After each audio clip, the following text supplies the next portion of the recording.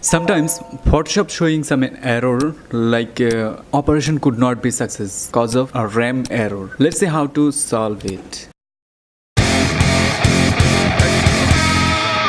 Okay, find your computer, run command and resetite, regedit, and then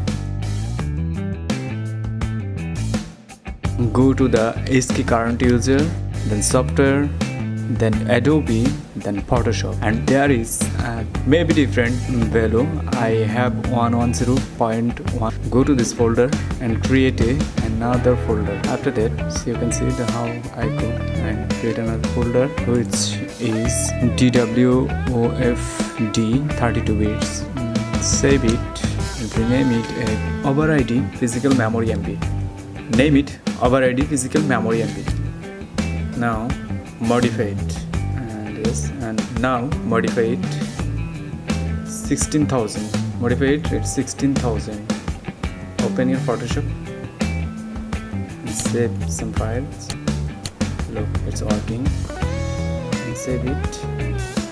Yes, it's done. So hope you enjoyed it, and keep sharing comments if you have any problem, and definitely like, and don't forget to subscribe. Thank you.